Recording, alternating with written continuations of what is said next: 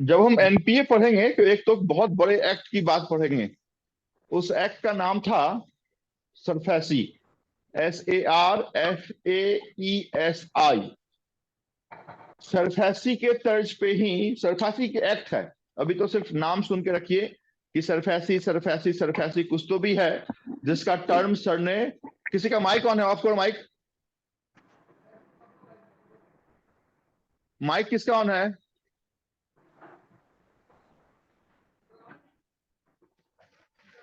प्रिया? नहीं, पूजा, पूजा mic off करो।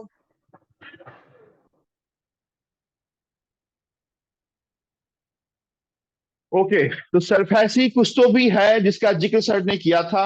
और उस एक्ट को हम जिस बड़े नाम से जोड़ेंगे वो नाम रहेगा आपका एनपीए। एनपीए का फुल फॉर्म होता है नॉन परफॉर्मिंग एसेट्स। बैंक में दो चीजें होती हैं। एक बैंक में डिपॉजिट और दूसरा बैंक में एडवांस। एडवांस का मतलब लोन। तो बैंक में जो डिपॉजिट है, जो saving account, current account, FD, RD, Sukanya, PPF, NRE, NRO में पैसे हैं, वो बैंक के लिए लायबिलिटी होता है। ठीक है। और बैंक ने जो कोई भी लोन दे दिया, वो स्वनिधि लोन दे दिया हो, मुद्रा दे दिया हो, car loan, personal loan, home loan, कोई भी लोन दे दिया है, वो बैंक के लिए एसेट्स है। तो bank asset is bank advance. और वैसा एसेट जिसपे आप ईएमआई नहीं भरते हैं लगातार 3 महीने तक, 3 हफ्ते आप नहीं डालते हैं, तो वैसे ही एसेट को जिस नाम से हम 3 महीने के बाद जानते हैं, तो हम बोलते हैं कि भाई हमारा एक ऐसा एसेट है जो परफॉर्म नहीं कर रहा है, और उसको हम बोलते हैं एनपीए, नॉन परफॉर्मिंग एसेट्स। हमारा कोई कंसंट्रेशन आज के क्लास में एनपीए पे नहीं है। हम सिर्फ एनपीए को एक बड़े एक्ट से जोड़ने की कोशिश कर रहे हैं। थोड़ी सी जानकारी एनपीए के बारे में दे दिए। उस एक्ट का नाम है सरफेसी। SARFAESI।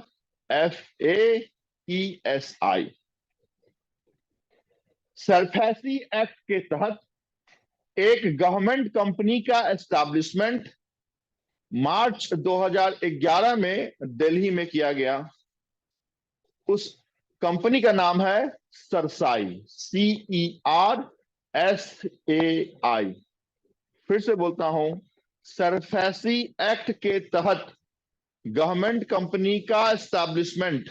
क्योंकि गवर्नमेंट कंपनी हमने बोला, तो जब भी कंपनी हम बोलेंगे तो कंपनीज एक्ट के तहत ही कंपनी का एस्टैब्लिशमेंट होता है। और कंपनी एक्ट कब की है? ये हमने बैंक और एनबीएफसी को जब अलग अलग किया था तो वहीं पे बताया था कि एनबीएफसी में जो सी है वो कंपनी को दर्शाता है, क्योंकि एनबीएफसी का एस्टैब्लिशमेंट कंपनी एक्ट के तहत होता है। और ये कंपनी एक्ट का शुरुआत 1956 में हुआ था, जिसमें नई अमेंडमेंट 2013 ईस्वी में आई है। तो कंपनी एक्ट के बारे में जब भी आपसे क्वेश्चन पूछा जाता है कंपनी एक्ट कब आया, जैसे आप बोलते हैं ना आरबीआई एक्ट कब आया, तो आप बोलते हैं 1934। आप बोलते हैं बैंकिंग रेगुलेशन एक्ट कब आया, तो आप बोलते हैं 1949। आरटीआई एक्ट कब आया, तो आप बोलते हैं 2005। वैसे ही सरफेसी एक्ट कब आया? 2002। और सरफेसी एक्ट के तहत हमने सरसाई का एस्टैब्लिशमेंट किया है मार्च 2011 में, जिसकी हेडक्वार्टर दिल्ली में है। ये सरसाई करती क्या है? तो यहाँ पे 3 बातें हमने बता दिए कि सरसाई कुछ तो भी है। क्या है वो हम देखेंगे कि सीईआर का फुल फॉर्म अपने आप में सेंट्रल है, तो सेंट्रल हो गया सीईआर से। और एसएआई हमको जानना है कि registry of securitisation of enforcement of India. तो वो हम लिख के बताएंगे कि सरसाई का फुल फॉर्म क्या है। तो सरसाई हो गई। हेडक्वार्टर आपसे पूछा जाए कहाँ है हेडक्वार्टर, तो आप आंसर दिल्ली लगाएंगे। एस्टैब्लिशमेंट पूछा जाए तो 2011 लगाएंगे। किस एक्ट के तहत एस्टैब्लिशमेंट किया गया, तो सरफेसी एक्ट लगाएंगे या कंपनीज एक्ट आप लगाएंगे। पहले अगर ये घर है तो इस घर का डॉक्यूमेंट, जब भी हम बैंक से लोन लेते हैं तो हम इस बैंक को, इस घर को गिरवी रखते हैं। तब तक गिरवी रखते हैं जब तक इस घर का हमने रीपेमेंट कर नहीं दिया हो। तो पहले क्या होता था, 2002 से पहले जब तक सरफेसी एक्ट नहीं आई थी, जब तक सरसाई का एस्टैब्लिशमेंट नहीं हुआ 2011 में, तो इस घर की डॉक्यूमेंट हमने एचडीएफसी के पास रख दी।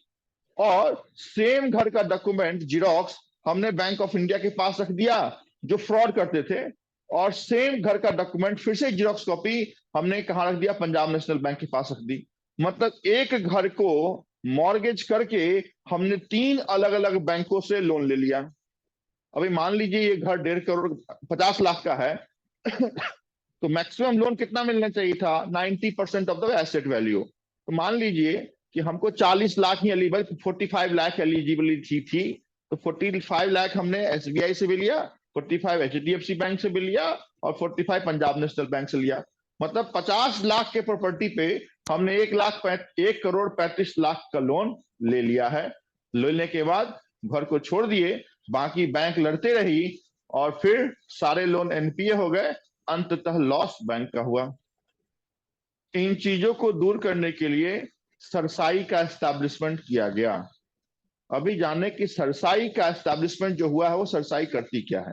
तो सपोज हमने इस घर के अगेंस्ट कोई लोन लिया है, घर को मॉर्गेज करवाया है, मॉर्गेज बाद में बताता हूं क्या होता है। मतलब आप सीधी सी बात रखिए, हमने इस घर को क्या रखा है, गिरवी रखा है, तो गिरवी को हम मॉर्गेज बोलते हैं, जनरली जनरल भाषा में हम बोलते हैं। तो हमने अगर इस घर को गिरवी रखा है तो उस घर की तमाम बातें आपके सरसाई के पोर्टल पे अपडेट होंगी 1 महीने के अंदर।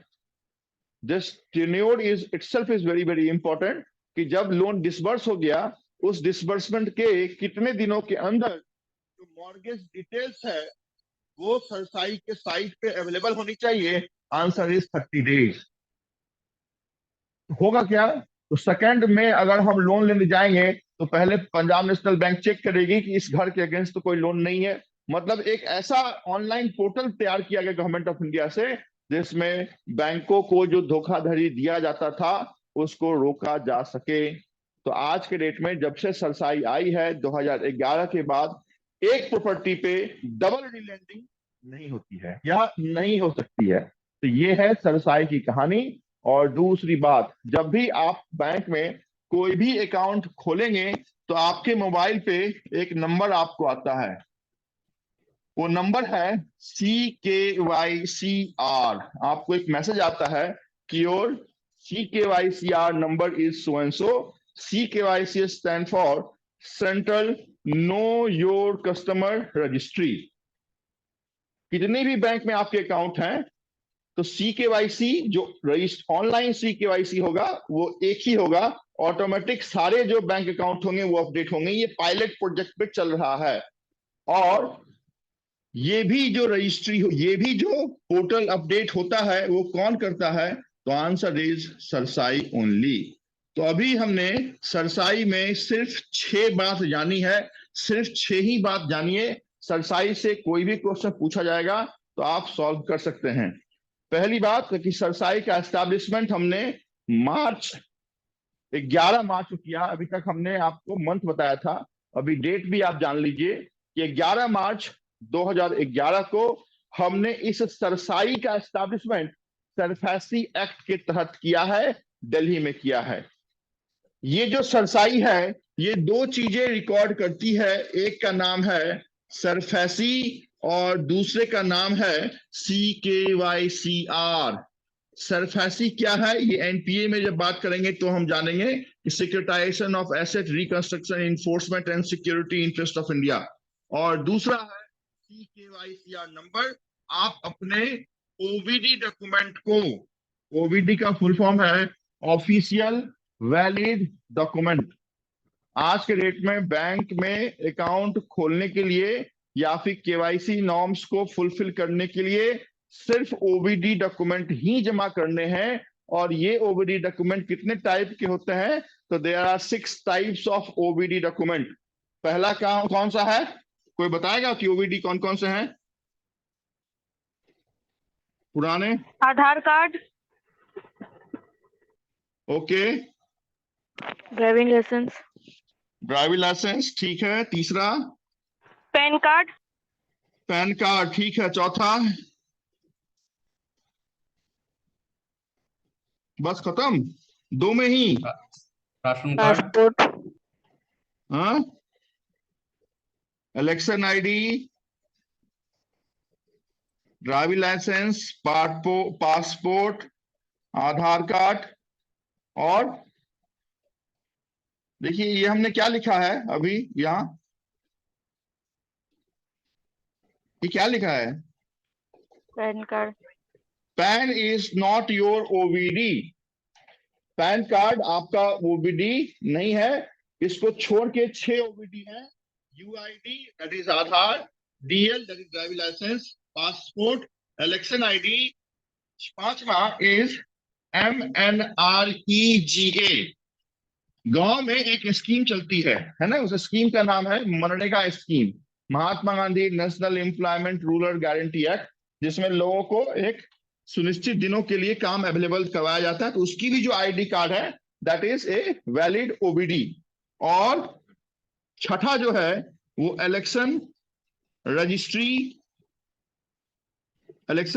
है। तो ये 6 आपके ओबीडी हैं। पैन को ओबीडी से बाहर निकाल लिया गया है। तो पैन पे किसी भी कंडीशन में पैन एक ओबीडी है पे टिक मार्क आप नहीं करेंगे। आपके पास सिर्फ 6 ही ओबीडी है। ओबीडी के 6 जो तमाम नाम है उसको जानने से पहले ये याद कीजिएगा कि ओबीडी का फुल फॉर्म क्या है। OBD stand for official valid document. 6 है जो आपके बोर्ड पर मैंने लिखा है। और इन 6 को देने के बाद आपके पास केवाईसी का तो नाउ फुलफिल हो जाता है, लेकिन आपके पास एक ऑनलाइन नंबर जनरेट होता है जिसको हम कहते हैं CKYCR।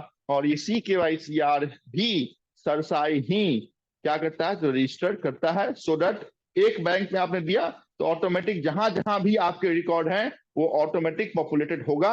होता अभी नहीं है, आने वाले समय में होगा तो देखा जाएगा। आपको सिर्फ जो लिखी हुई आरबीआई के पोर्टल पे बातें हैं वो याद करनी है। अभी पूछिए क्या नहीं समझ पे आया, क्या नहीं समझ में आया? डस्टर कहाँ गया है?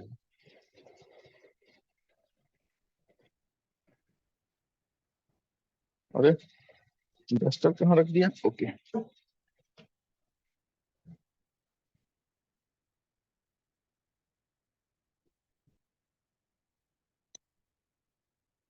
Central registry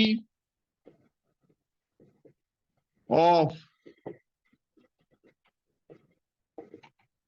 securitisation, CKYCR। मैं सरसाई का फुल फॉर्म लिखा है, central registry of securitisation asset reconstruction.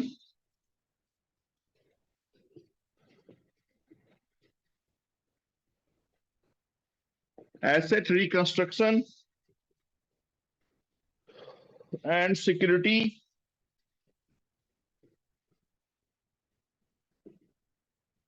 Interest of India. ये है आपके इसका फुल फॉर्म, सरसाई का फुल फॉर्म। इतनी ही बात आपको सरसाई में याद रखनी है।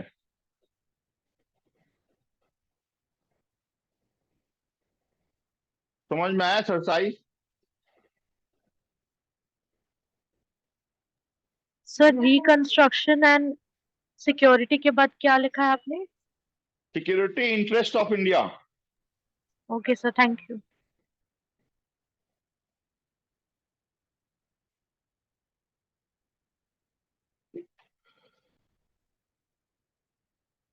सरफेसी का फुल फॉर्म लगभग मिलता जुलता है आपके सरसाई से ही, लेकिन मैं अभी आपके बोर्ड पे लिखूंगा नहीं तो सरसाई चला जाएगा सरफेसी में, सरफेसी चला जाएगा सरसाई में। सिर्फ याद कर लीजिए कि न्यू दिल्ली में उसका हेडक्वार्टर है। 11 मार्च 2011 को हमने इसका एस्टैब्लिशमेंट किया है। और क्या होता है, मैंने किसके तहत किया है? सरफेसी एक्ट 2002 के तहत किया है। इसके अंदर क्या आते हैं, तो इसके अंदर 2 चीजें आती हैं। एक mortgage details and CKYCR number. बस ये हो गए आपके सरसाई का काम तमाम। Part number 63 CER SAI_2011। Password लिख लीजिए। पासवर्ड दिख रहा है क्या बोर्ड पे? नहीं सर।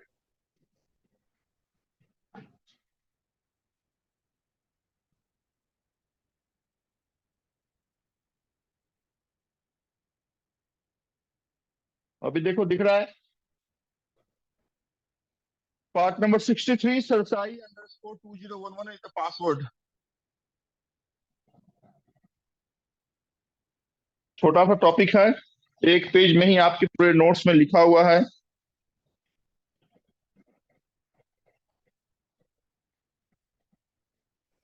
इसके पहले सर कौन सा टॉपिक करवाया आप?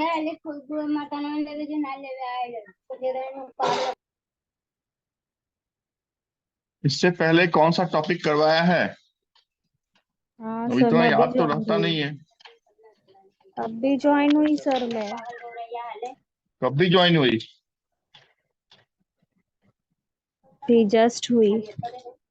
अरे जस्ट कब? आधा घंटा पहले, 1 घंटा पहले, 1 हफ्ता पहले, 1 महीना पहले, कब?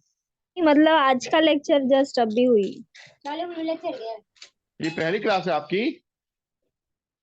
नहीं सर, फिर मतलब आज मैं हाफ एन आवर लेट हो गई सर, मैडम ने लिंक ही इतना लेट भेजा।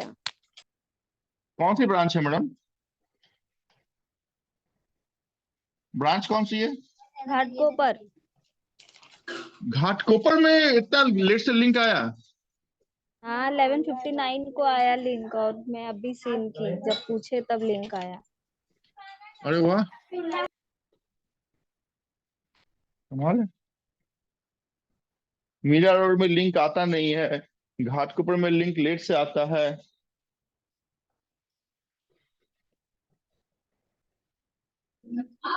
सर वीडियो नहीं दिख रही।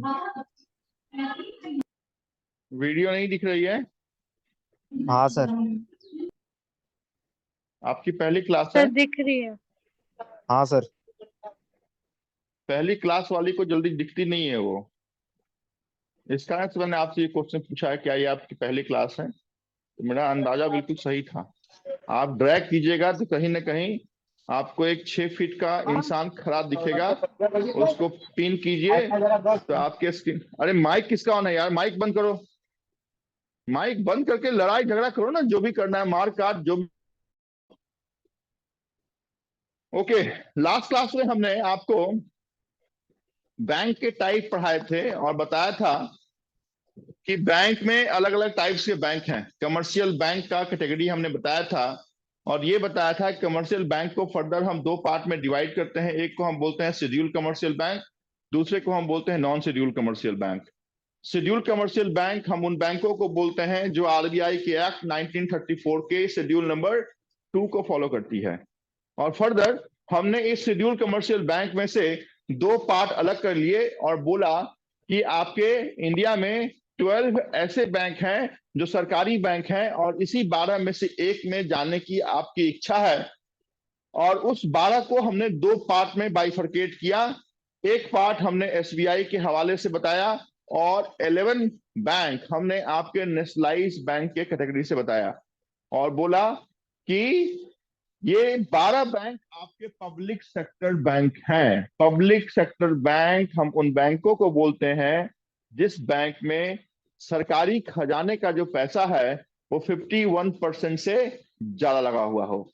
और उन बैंकों के लिए कुछ लिमिटेशन दी गई है कि वो बैंक अगर एक साल में 100 रुपए लेंडिंग एडवांस पूरे जितने भी सेक्टर हैं उसमें अगर एडवांस देते हैं, तो out of total advance 50% of the advance money has to be lent in PSL, that is priority sector lending, जो एग्रीकल्चर के हवाले से होता है। 11 वो बैंक थे जो नेशनलाइज बैंक थे, जो कभी ना कभी किसी जमाने में प्राइवेट हुआ करते थे। इंदिरा गांधी की गवर्नमेंट ने 2 बार, आज तक भारत में सिर्फ 2 ही बार बैंकों को सरकारी किया गया है। पहली बार 19 जुलाई 1969, और दूसरी बार 15 अप्रैल 1980। पहली बार उन 14 बैंकों को हमने नेशनलाइज किया जिनके एसेट उस समय 50 करोड़ से ज्यादा थे, और दूसरी बार हमने उन 6 बैंकों को नेशनलाइज किया जिनके एसेट्स उस समय 200 करोड़ से ज्यादा थे। तो by the ending of the year 1980, total number of nationalised bank जो हमारे पास हो चुकी थी वो 20 थी। इस 20 में, इस 20 में एक बैंक को हमने पहले ही निकाल लिया था। उस बैंक का नाम था न्यू बैंक ऑफ इंडिया, और उस न्यू बैंक ऑफ इंडिया को हमने मिला दिया था पंजाब नेशनल बैंक के साथ। और ये काम हमने सितंबर 1993 में किया था। और सितंबर 1993 से लेके 2017 तक total number of nationalised bank जो हमारे पास बच गई थी वो 19 थी। बाद में बहुत सारे इसमें मर्जर हुए और आज के डेट में 11 बैंक हैं। छोटी मोटी बैंक का विलय जो है वो बड़ी बैंकों में हो गया। वो कौन कौन सी 11 बैंक हैं, कौन कौन सी बैंक मर्ज हुई, उनके हेडक्वार्टर मैंने आपको लास्ट क्लास में बताए हैं। और एसबीआई हमने उस बैंक को बताया जो पहले 3 बैंक हुआ करती थी। नाम था bank of Bengal, bank of Bombay, bank of Madras. 1806, 1840 and 1843 BBM हमने नाम दिया था, बंगाल, बॉम्बे और मद्रास। इस तीनों बैंक को एक साथ एक जगह पे मिला के हमने एक नए बैंक की अवधारणा निकाली, और उस बैंक का अवधारणा 1921 में आया था। और उस बैंक को हमने नाम दिया इंपीरियल बैंक ऑफ इंडिया। और इसी इंपीरियल बैंक ऑफ इंडिया को हमने कन्वर्ट कर दिया भारत की सबसे बड़ी बैंक के रूप में, जो नेशनलाइज नहीं है। शुरुआत से ही वो सरकारी थी, गवर्नमेंट ऑफ इंडिया के पर्पस के लिए उसको बनाया गया था। इस कारण से हम उसे नेशनलाइज बैंक नहीं बोलते हैं। नेशनलाइज बैंक हम उन बैंकों को बोलते हैं जो पहले प्राइवेट थी, बाद में उसका सरकारीकरण किया गया। एसबीआई कभी से पहले प्राइवेट नहीं थी, इस कारण से एसबीआई नेशनलाइजेशन बैंक की कैटेगरी में कभी से नहीं आती है, लेकिन सरकारी बैंक की कैटेगरी में आती है। और जब एसबीआई को हमने 1 जुलाई 1955 को इंपीरियल बैंक ऑफ इंडिया को खत्म करके बनाया, उस समय 8 आपके associates bank of the state bank of India थे। उस 8 में से एक बैंक को दूसरी एसोसिएट्स बैंक के साथ मिला दिया गया, तो उसका नाम आपको जानना नहीं है, वो था स्टेट बैंक ऑफ बीकानेर और स्टेट बैंक ऑफ जयपुर। तो ये दोनों एक साथ मिल गए थे और नाम दिया था हमने state bank of Bikaner and Jaipur. तो ये जो 7 अनुषंगी बैंक बच गए थे, इस 7 एसोसिएट्स बैंक में सबसे पहले बैंक जो एसबीआई के साथ पूरी तरह मर्ज हो गई, उस बैंक का नाम था state bank of Saurashtra in the year 2008 और state bank of Indore in the year 2010। और 2010 के बाद जो 5 बैंक बच गई, और उन 5 बैंकों के साथ भारतीय महिला बैंक को भी हमने मिला दिया और एसबीआई में हमने पूरी तरह मर्ज कर दिया, जिसके चेयरमैन दिनेश कुमार खरा साहब हैं। ये बातें हमने लास्ट क्लास आपको बताई थी। आज के क्लास में हमने लिखा है new private bank. Private bank बहुत सारी हैं, कभी किसी क्लास नेक्स्ट क्लास में बताऊंगा कि प्राइवेट बैंक कौन सी है, कितनी है, उसमें से 3 का ही नाम आपको जानना है। ये जो हमने बैंक लिखा है ना, ये बैंक न्यू प्राइवेट बैंक है। क्यों न्यू प्राइवेट बैंक है? क्योंकि जिस समय फिनेंशियल इंक्लूजन का कंसेप्ट आया, पहले जान लीजिए कि फिनेंशियल इंक्लूजन होता क्या है। फिनेंशियल इंक्लूजन को हम हिंदी में जिस नाम से जानते हैं वो नाम है वित्तीय समावेश। वित्तीय समावेश का मतलब है आज तक वैसे एलिजिबल इंडियन, मैंने वर्ड जोड़ा है एलिजिबल इंडियन, जिनका अकाउंट किसी बैंक में नहीं है, किसी वैसे फिनेंशियल इंस्टीट्यूशन में नहीं है, को फिनेंशियल इंस्टीट्यूशन से जोड़ने के लिए जिस स्कीम की शुरुआत यूपीए गवर्नमेंट ने 2005 में की थी, उसका नाम था स्वाभिमान स्कीम। और उसी स्वाभिमान स्कीम को जब एनडीए गवर्नमेंट आई 2014 में, तो बदल के जनधन योजना कर दिया गया था। लेकिन the concept of financial inclusion वो बहुत पुरानी है, और वही वो फिनेंशियल इंक्लूजन स्कीम है जिस कारण से आप 2011 से लेके 2025 तक बैंकों में इतनी वैकेंसी चाहे तो देखे हैं या देख सकते हैं। ना तो इतनी बड़ी वैकेंसी 2011 से पहले आती थी, और ना इतनी बड़ी वैकेंसी 2025 के बाद आएगी। So if your plan is not 5-year plan, 2025 तक अगर आपका प्लान है तो वैकेंसी आपके पास है। 6-8 महीने काम कीजिए, सफलता आपको मिलेगी, क्योंकि number of opportunity financial inclusion के कारण है। फिनेंशियल इंक्लूजन में कहा गया है कि अगर आरबीआई बैंकों को लाइसेंस देती है तो आउट ऑफ लाइसेंस जो 1/4 ऑफ द लाइसेंस है वो रूरल एरिया में बैंक को ओपन करने के लिए दिया जाना है। और अगर रूरल एरिया में बैंकों के पेनेट्रेशन का काम किया जाएगा तो एम्प्लॉय चाहिए तो आप जैसे विद्वान पुरुष या फिर विदुषी महिला का वहां पे होना जरूरी है। और आपको वहां जाने के लिए हमारे जैसे महापुरुष का होना उससे भी ज्यादा जरूरी है। न्यू प्राइवेट बैंक में हमने 2014-2015 में एक बैंक की एस्टैब्लिशमेंट की। और ये ऐसे दो बैंक हैं जो लगभग हर एक एग्जामिनेशन में आपसे पूछे जाते रहे हैं। नाम छोटे हैं लेकिन आपके एग्जामिनेशन में काम इसके पूछे जाते हैं। नाम है बंधन बैंक, और दूसरे बैंक का नाम है IDFC, infrastructure development finance corporation. तो एक तरफ है बंधन बैंक, दूसरी तरफ है IDFC। इसी को बहुत जगह आप देखते हैं तो लिखा रहता है IDFC बैंक फर्स्ट, तो IDFC बोले, IDFC बैंक फर्स्ट बोले, बैंक आपकी वही है। ये बैंक बंधन जो एक नई बैंक जिसको हमने 2014 में लाइसेंस दिया, IDFC एक नई बैंक जिसको हमने 2015 में लाइसेंस दिया। ये लाइसेंस जो हमने दिया है ये उन बैंकों के लिए हमने दिया है जो पहले से काम कर रही थी, जिसमें आपकी जो बंधन बैंक है वो 2001 से माइक्रो फाइनेंस कंपनी के रूप में काम करती थी, और IDFC 1997 से ही NBFC के रूप में काम करती थी। जितना इंपॉर्टेंट आपके इस बैंक का नाम ये एस्टैब्लिशमेंट नहीं है, उससे ज्यादा इंपॉर्टेंट है कि बंधन क्या था। तो बंधन वाज माइक्रो फाइनेंस कंपनी। आपसे पूछा जाएगा Bandhan received a new banking licence in 2014 which was earlier, option रहेगा आपके पास प्राइवेट बैंक, ऑप्शन रहेगा माइक्रो फाइनेंस, ऑप्शन रहेगा NBFC, ऑप्शन रहेगा कोऑपरेटिव बैंक।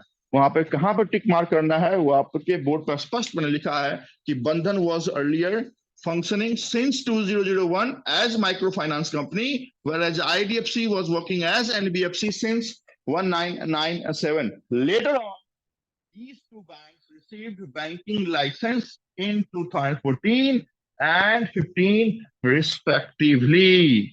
जब मैंने बैंक और NBFC आपको पढ़ाए थे तो बताया था कि आज अगर एक बैंक हमें खोलना है तो मिनिमम पेड अप कैपिटल जो हमारे पास चाहिए वो 500 करोड़ रुपए चाहिए।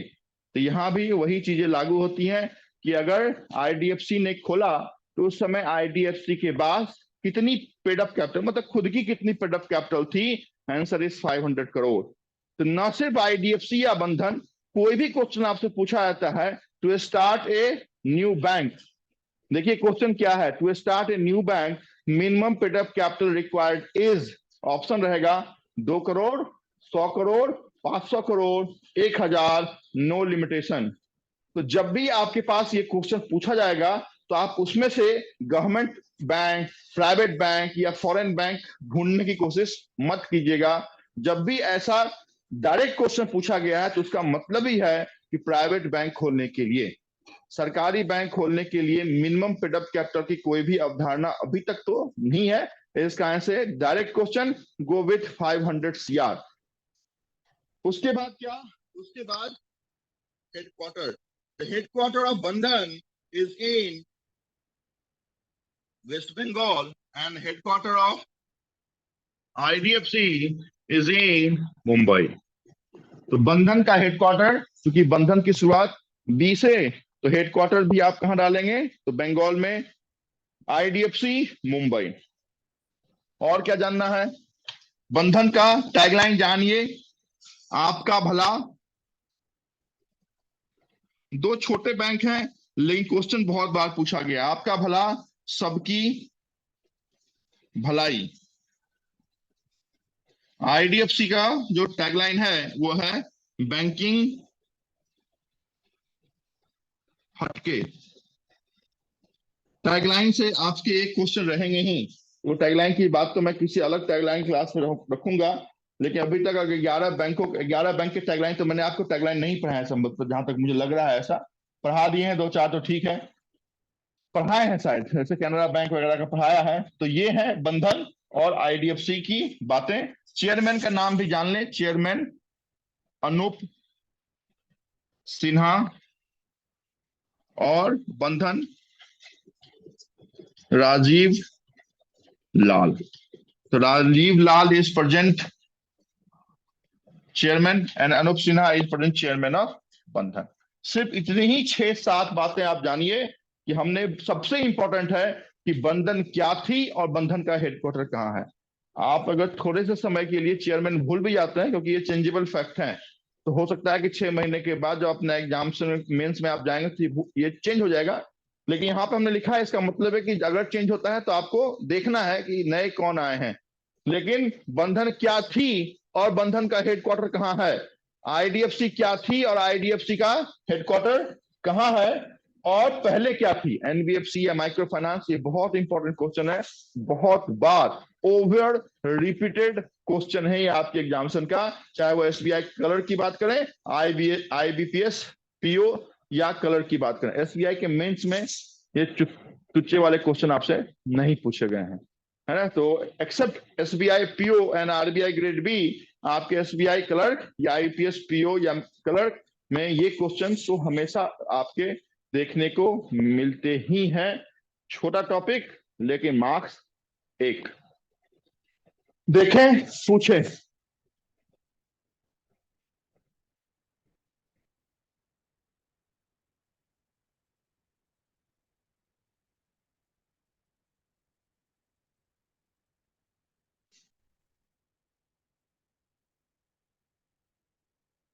नहीं, पासवर्ड जो है वो बाद में लिखाऊंगा, क्योंकि रिकॉर्डिंग चल रहा है ना, तो फिर वो सही नहीं है। पासवर्ड रिकॉर्डिंग बंद करने के बाद आपको बताऊंगा। अभी सिर्फ देख लें कि ये कोई तो भी पार्ट है, वो आईडीएफसी और बंधन के बीच में डिफरेंस की बातें हैं।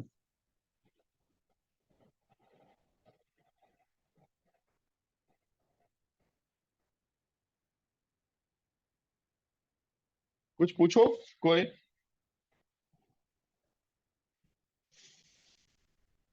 हमारे घाटकोपर से गुरुजी हैं क्या आज? क्या नाम है? अभिषेक जी मौजूद सर हैं? नमस्ते सर। नमस्ते सर, नमस्ते। हाँ आपको सर। देखा नहीं यार, तो मुझे लगा कि क्या हो गया आज, तो आप तो ऐसे नज़ारत रहते नहीं हैं। सर हम आपके बहुत बड़े सर फैन है ना, आपका जब लेक्चर होते हैं तब हम उपस्थित रहते हैं। सर हम तो हमेशा उपस्थित रहते हैं, लेकिन आप ही अनुपस्थित दिखते हैं हमें।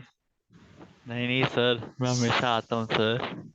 अच्छा, धन्यवाद धन्यवाद। सर सब ठीक? Yes, everything is fine sir. Okay sir. Okay, लगता है आप पहले इस कारण से ज्वाइन नहीं किए कि एक आध दो क्वेश्चन तो लपटा में नहीं आ जाए आप, इस कारण से क्लास आपने लेट से ज्वाइन किया आज। नहीं सर, जब भी चालू हुआ था सर तब से मैंने ज्वाइन किया। अरे, तो फिर हमारे रडार से आप बच गए आज तो फिर। Yes sir. ठीक है। हाँ जी, कोई क्वेश्चन किसी को पूछना, पूछो।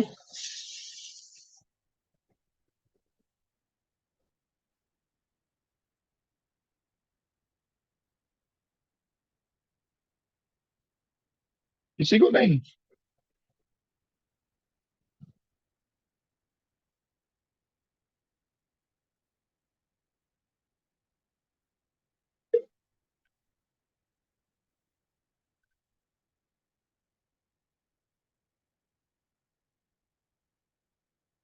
आईबीपीएस 3 टाइप के एग्जाम कंडक्ट करती है। एक का नाम है स्पेशलिस्ट ऑफिसर, दूसरे का नाम है रूरल ऑफिसर, और तीसरे का नाम है जो नेशनलाइज बैंक का है। जो आप कहते हैं कि आईबीपीएस का हमें एग्जाम देना है, वो माना जाता है कि नेशनलाइज बैंक की आप बात कर रहे हैं। तो यहाँ पे नेशनलाइज बैंक को अगर छोड़ दें, क्योंकि नेशनलाइज बैंक आप समझ गए हैं कि किसको हम बोलते हैं, उसके लिए एग्जामिनेशन में कितने बैंक आपके सामने आपको मॉनिटर पे चूज करने का ऑप्शन आपको दिखता है। इसको अगर छोड़ें तो 2 चीजें हमारे पास बच गई। एक बच गया है स्पेशलिस्ट कैडर और दूसरा बच गया है रूरल कैडर। 2 और एग्जाम होते हैं, और सबसे पहले किसी भी साल में सबसे पहले किसी आईबीपीएस का जो एग्जाम होता है उसका नाम है आईबीपीएस आरआरबी।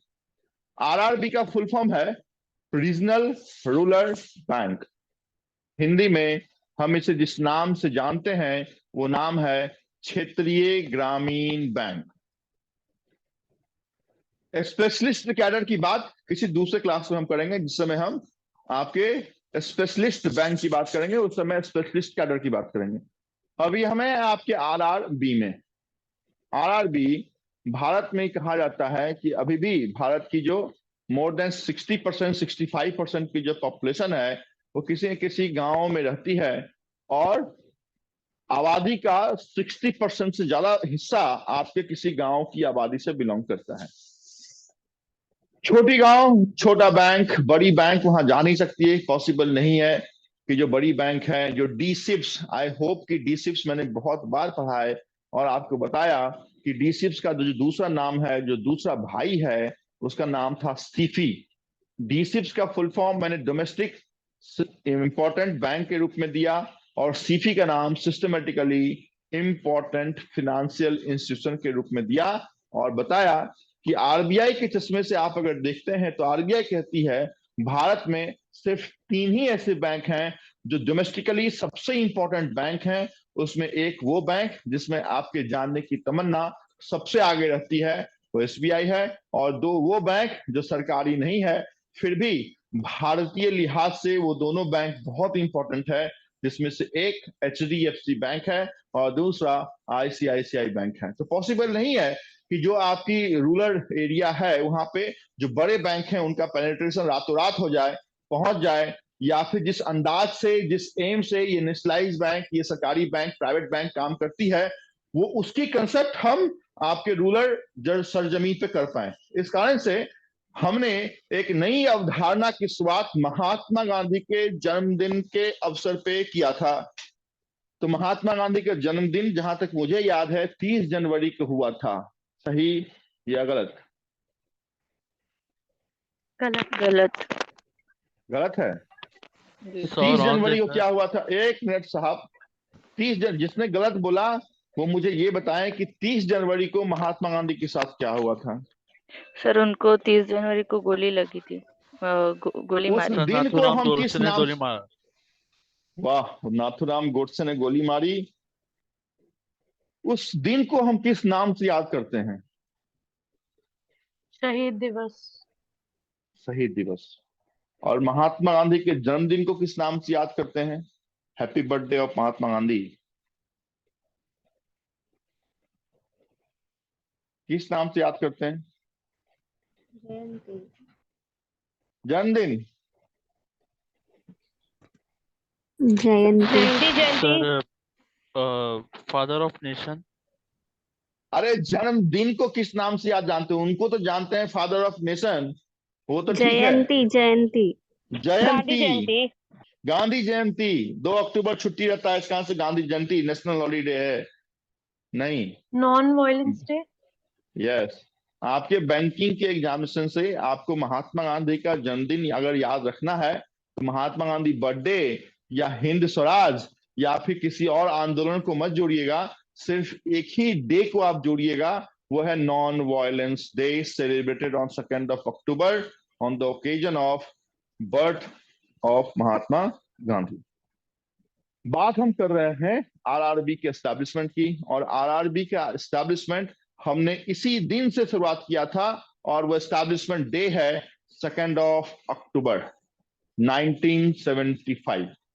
2 अक्टूबर 1975 को भारत में सबसे पहली बार किसी ग्रामीण बैंक का एस्टैब्लिशमेंट किया गया और उस ग्रामीण बैंक का एस्टैब्लिशमेंट भारत के सबसे बड़ी आबादी वाले राज्य के राजधानी में किया गया था। और सबसे बड़ी जो आबादी है जहां तक मुझे लगता है वो राजस्थान है। कहाँ की नहीं आबादी सर, सबसे बड़ी है? महाराष्ट्र की। महाराष्ट्र की। Very good. मुंबई की है। Very good. कोई और आंसर? यूपी। यूपी का है। देखो ये यूपी वाला होगा पक्का। कहाँ से हैं आप जिसने बोला है यूपी? बिहार से। अच्छा, ये बिहार से है, ठीक है। बिहार में कहाँ से हो? Sir Vaishali UP. Vaishali district Hajipur. Vaishali से है। महावीर का जन्म कब हुआ था साहब? महावीर का ये जन्म देखो वैशाली से है, महावीर का 24वें तीर्थंकर की जगह से है। ये कब हुआ था? अभी तो याद नहीं है, मैं याद अरे करके बता। बिहार के नाम, बिहार को तुम कलंकित कर दोगे यार। चलो ठीक है, वो बाद में हम देखेंगे कि महावीर का जन्म कहाँ कहाँ कैसे क्या हुआ था। अभी आप जानिए कि 2 अक्टूबर 1975 को सबसे बड़े पॉपुलेशन वाले राज्य की राजधानी उत्तर प्रदेश के लखनऊ में हमने एक बैंक का एस्टेब्लिशमेंट किया। उस बैंक का नाम था प्रथमा ग्रामीण बैंक। तो आपसे पूछा जाता है which was the oldest Grameen Bank or which was the first RRB established in India? The answer is Prathama Grameen Bank, Uttar Pradesh, Lucknow on 2nd of October 1975। अभी तक जितनी ही बात मैंने बताई है सबको भूल जाएं, सिर्फ एक बात अभी याद रखें कि आरआरबी का एस्टैब्लिशमेंट हमने जिस कमिटी के रिकमेंडेशन पे किया है उस कमिटी का नाम था नरसिम्हम कमिटी। नरसिम्हा राव को याद रखा है ना, जिसने एलपीजी की पॉलिसी लाई थी। वैसे ही अभी याद रखें कि नरसिम्हम कमिटी के आलोक में आपकी सबसे पहली आरआरबी का एस्टैब्लिशमेंट हुआ है। और आज के डेट में total number of RRB across India is 43। अलग अलग जो बैंक है, जैसे महाराष्ट्र की अगर आप बात करते हैं तो सिर्फ 2 ही ग्रामीण बैंक है। ब्रांचेस बहुत होंगे लेकिन जो बैंक है वो 2 ही है, चाहे तो महाराष्ट्र ग्रामीण बैंक है या फिर विदर्भ ग्रामीण बैंक है। वैसे ही जितने भी स्टेट्स या यूनियन टेरिटरी हैं उन सबको मिला दें तो across India there are total 43 RRB functioning in India. Bharat में जितने भी स्टेट्स हैं उस स्टेट्स में सिर्फ 2 ऐसे स्टेट हैं जहां पे आज तक कोई भी ग्रामीण बैंक का एस्टैब्लिशमेंट कभी भी नहीं हुआ। उस पहले 2 राज्यों में एक वो राज्य है जो एरिया के आधार पे सबसे छोटा राज्य है और जिसमें जाने की तमन्ना आपकी सबसे पहली होती है, वह है गोवा। और दूसरा है आसाम। और गोवा और आसाम ऐसे 2 राज्य जहां पे आरआरबी का एस्टैब्लिशमेंट कभी भी नहीं हुआ। 43 आरआरबी हैं। पहली प्रथमा ग्रामीण बैंक थी, नरसिम्हम कमेटी के आलोक में इस बैंकों का एस्टैब्लिशमेंट हुआ, 2 अक्टूबर को हुआ।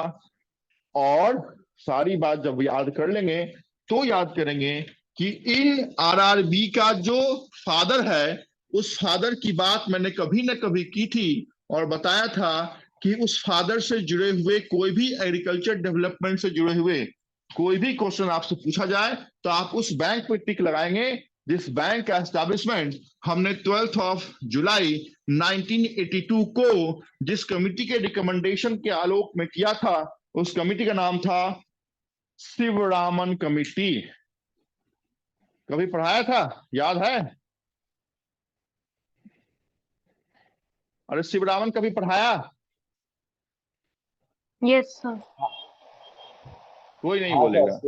याद ही नहीं होगा तो क्या बोलेगा? हाँ सर तो याद जैसे शिवरामन को आपने याद रखा ना, तो शिवरामन सबसे इंपॉर्टेंट कमिटी है आपके बैंकिंग के इतिहास की।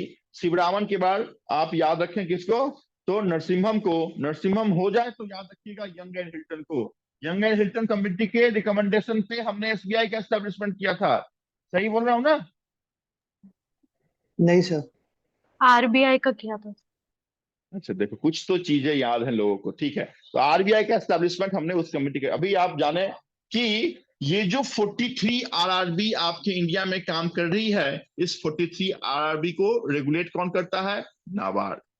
और इस 43 आरआरबी में अगर 100 रुपया आता है, आज के क्लास की सबसे बड़ी बात बता रहा हूं कि आरआरबी को अगर जितने भी फंड आते हैं उस फंड में जो डिस्ट्रीब्यूशन होता है, जहां जहां से फंड आते हैं वो 3 रेशियो से फंड आते हैं।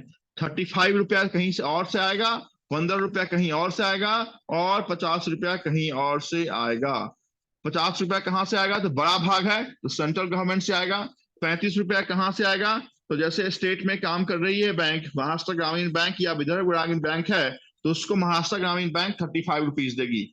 और जो 15 पैसा बच गए हैं, ये 15 रुपया वो बैंक देगी जो बैंक उस बैंक के उस एरिया के लिए फादर के रूप में काम करती है। और उस बैंक को जिस नाम से हम जानते हैं वो नाम है लीड बैंक।